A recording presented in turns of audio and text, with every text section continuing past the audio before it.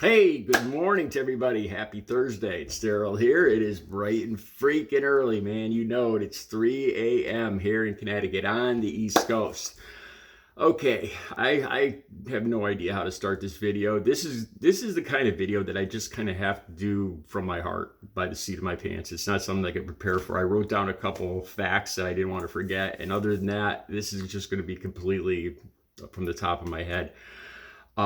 Yesterday, I did a video yesterday, and I mentioned that I was going to the beach yesterday, and I didn't give much specifics about that, and I just want to tell you, I went with my sister. My sister's 51 years old. She's married. She has a house and everything. She's on vacation this week. And since I've been in recovery, it's nice to spend time.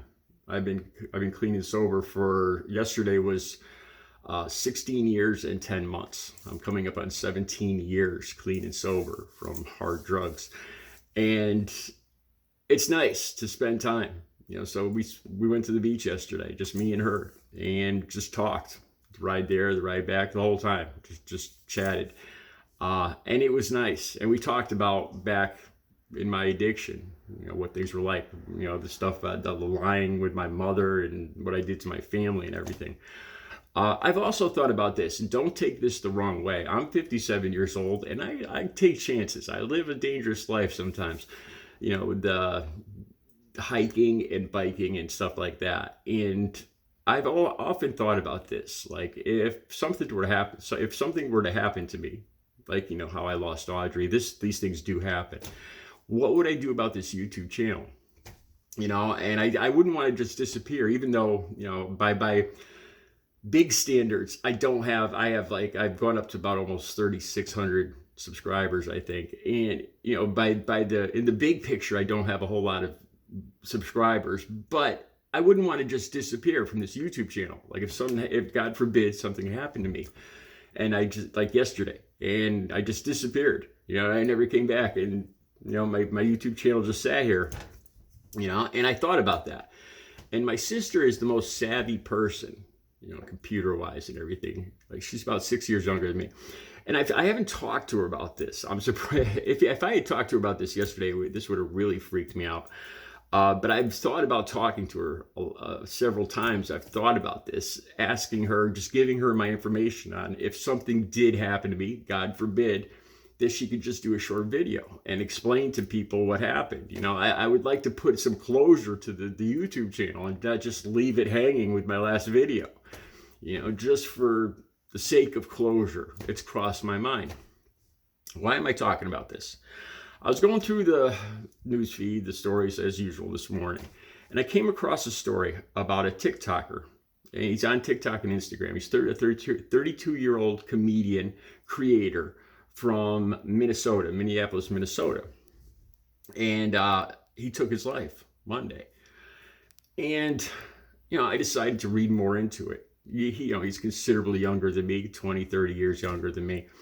And the more I read into it, this morning, once I decided to do this video, this has never happened to me before. Once I started thinking about the similarities between me and him and my sister, and you'll understand what I'm talking about. The day I had with my sister yesterday, I actually thought I was going to be sick this morning. This has never happened to me before. My stomach I actually thought I was going to be sick, and my hands started shaking. Like I said, this is new to me. It's never happened before. So I came across this story. The man's name is VonViddy. Now, if you've never heard this name, I urge you to keep watching, because I never heard of him either. And the videos I watched, I loved. The guy was hilarious. Not only that, but he reminded me of myself. His political humor, his ideology. I've only watched the first half dozen videos. And his ideology, it's videos I could see myself making. It's fun. I could see myself poking the same kind of fun, the exact same kind of thing, the same mindset. Even the mistakes, or what I think were mistakes in his videos, where he kind of lost his dialogue for a second and then catches himself. It reminds me of me. I remember doing that every time when I make my little short, goofy shorts for YouTube. And it just amazed me how this guy reminds me of me. Okay, his name's VonViddy. He goes by the name VonViddy. Muchlinski. Joe Muchlinski. I am so sorry, you guys. I don't do that on purpose. I don't know why this is, but I have like some kind of mental block. I've talked about this before with names. I have a problem saying people's names. I don't know why this is. And this is the thing. He made a video Monday. He died. He took his own life, and I watched the video. And I saw so many more things that I share in common. I assume he's in recovery. He doesn't say how long or anything, but he talks about his struggles with alcohol and addiction. So he made this video Monday, thanking his fans, not specifically saying not specifically saying what he was going to do, but basically saying goodbye to them. I don't know how he went about doing this, taking his own life. And the video, again, it reminds me of myself, although he's considerably younger. His life, what he's talking about, because I guess he's gone through some mental health issues, and I don't know exactly. I don't know if that's just drug and alcohol addiction, but it sounds like more than that. I don't know specifically what, if it's depression too. But so he makes this video Monday where he says goodbye, and one part of the video, or he just tells his fans how much he loves them. He doesn't specifically hint about what he's going to do, but he's basically saying goodbye. I love you guys. You guys are going to be in my heart. He doesn't actually say the word goodbye, but he talks about how he'd want to be remembered. And that's the part that kind of got my attention too. He said how he'd like to be remembered as a camp counselor that helped children to have a lot of fun and smile at camp. He said one thing that he wouldn't want to be remembered for is his battle with drug and alcohol addiction. And that just stopped me cold, because I've often wondered about that. I talked about that with my family before. My family's brought up this a lot of times about, you're in recovery now. Do you really need to keep talking about it? And I'm very adamant about that. It's like, yes, I think it's very important that I keep talking about it. And it's something that I'm not proud of my drug and alcohol addiction, but I'm very proud of my recovery.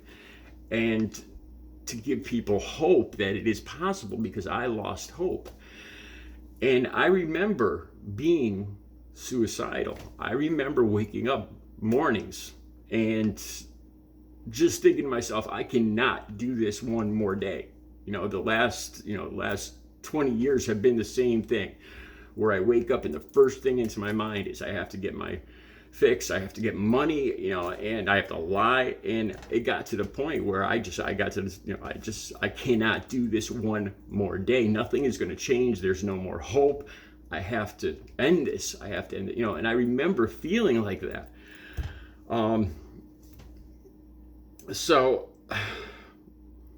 I remember being in detox too, and the doctor sat me down. We'd have conferences, private meetings with doctors when I was in the hospital, like detox.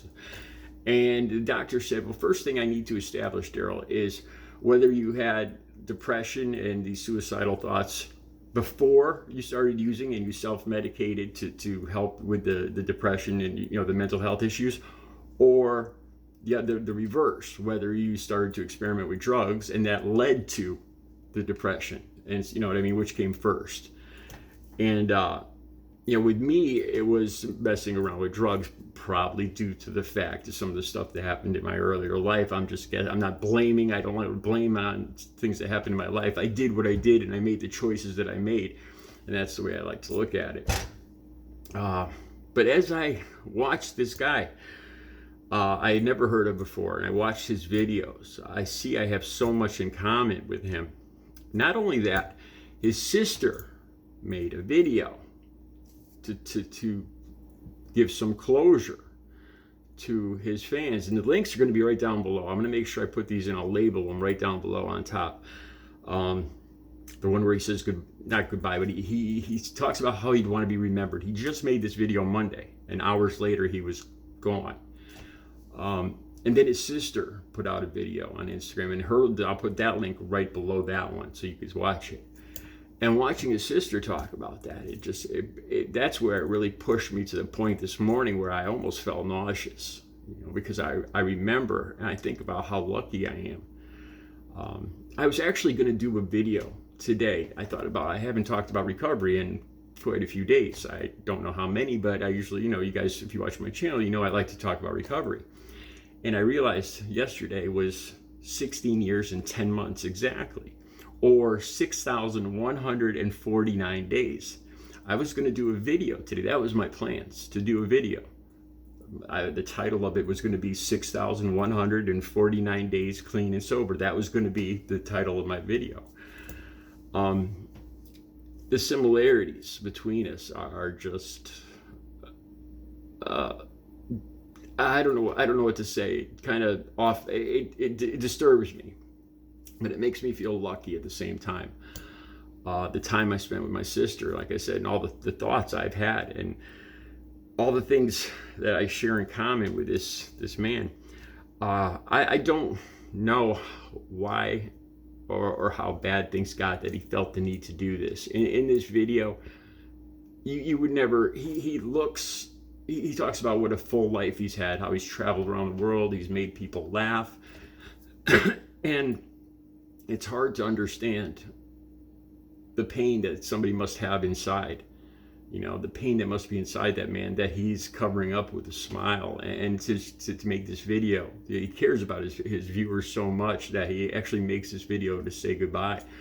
Not goodbye, but to thank them, and how they want to be remembered. And you can't, and you look at his face.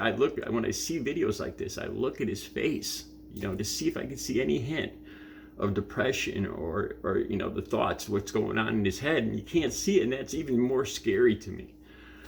I just saw so many similarities between me and him, and it just makes me all that much more thankful that the last 16 years and 10 months of my life have been the happiest. And you can trust me when I say that.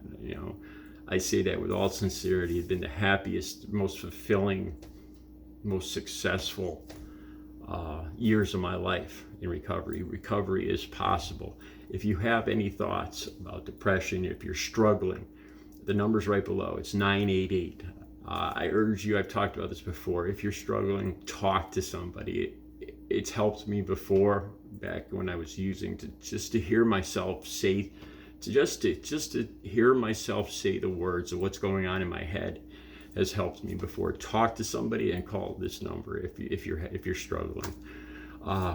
My heart truly goes out to the family of VonViddy, Joe Muchlinski. I just got goosebumps. I don't say that often, but I say that with all sincerity. I'm sorry that he got to this point, that he felt the need to do this.